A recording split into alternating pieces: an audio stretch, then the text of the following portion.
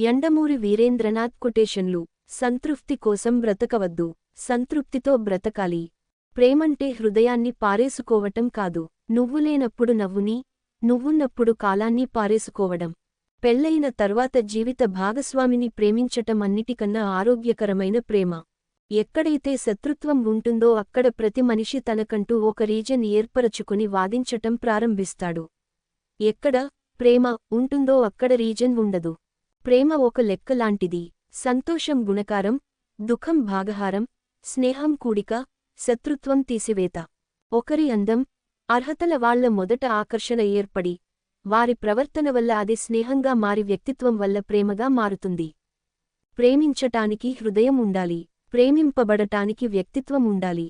ప్రేమకు మొదటి స్టెప్పు ఆసక్తే. ప్రేమని, ఆకర్షణని ఏ పాయింటు దగ్గర విడగొట్టలన్నది ఐన్స్టీను కనుక్కోలేదు. ప్రేమ అనేది చాలా విలువైనది. దాన్ని వివాహం అనే అద్దాల బీరువాలో పెట్టుకుంటేనే అది రాణిస్తుంది.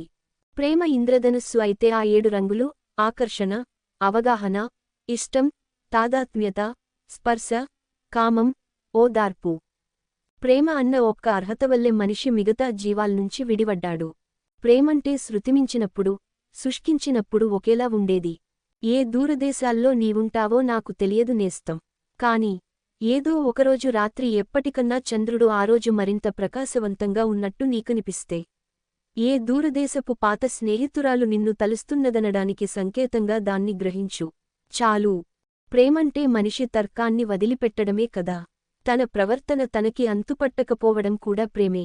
నోరుజారి అవతలివాళ్లు ఒక మాటంటే దాన్ని పట్టుకుని వాదనలో గెలవడం, అవతలివారిని ఓడించి క్షమాపణ చెప్పించుకోవటం గొప్పవాళ్ల లక్షణమైతే అయ్యుండవచ్చు. కాని అవతలివాళ్లు మాటజారితే మనం దాన్ని గుర్తించలేదన్నట్టు ప్రవర్తించడం మహోన్నతుల లక్షణం. మరణం అంటే ఏమిటి? లేకపోవడమేగా.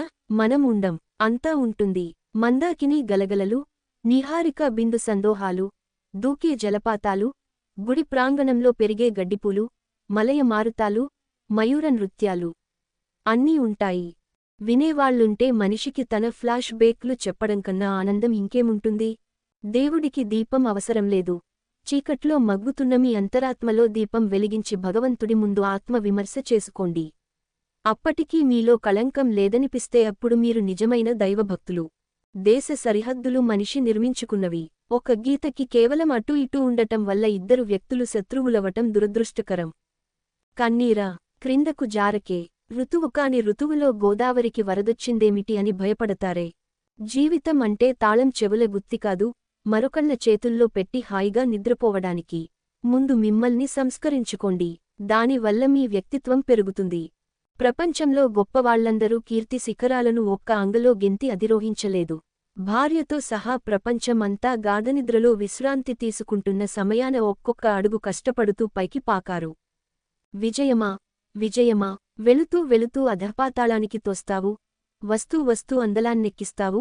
నీకిది న్యాయమా? దెయ్యాలు శ్మశానంలో ఉండవు, మనిషి మనసులోనే ఉంటాయి. భయం అన్న పేరుతో, అపనమ్మకంతో గెలిచిన గెలుపు కంటే నమ్మకంతో వచ్చిన ఓటమే గొప్ప సంతృప్తినిస్తుంది. మనసులో అనుక్షణం డబ్బు గురించి బెంగ పెట్టుకునే మనుష్యులు జీవితంలో సాహసించి ఏ సుఖమూ పొందలేరు. ఆడపిల్లలకి డిగ్రీలు, హోదాలు కాకుండా మంచి చెడులు గ్రహించగలిగిన విచక్షణ, తనకి అన్యాయం జరగకుండా చూసుకునే తెలివితేటలు కూడా చాలా ముఖ్యం. అభిమానమే ప్రాణంగా భావించుకునే వ్యక్తులకి అది చంపుకొని తిరగటం కంటే ఘోరమైన చిత్రవద ఏదీ లేదు. ఈ ప్రపంచంలో దేనికి లేని శక్తి మనిషి మాటకుంది. ఈ ప్రపంచంలో ఏ ఒక్కరూ గుండెల మీద చెయ్యి వేసుకుని ధైర్యంగా నాకెలాంటి బాధలేదు, నేను నిశ్చింతగా ఉన్నాను అని చెప్పలేరు. డబ్బు లేకపోతే లేదనేది ఒక్కటే బాధ, డబ్బుంటే దానితో వచ్చే బాధలు అనేకం. ఒక్కోసారి కొంతమంది చూడగల శక్తి ఉండి కూడా గుడ్డివాళ్లు అవుతారు.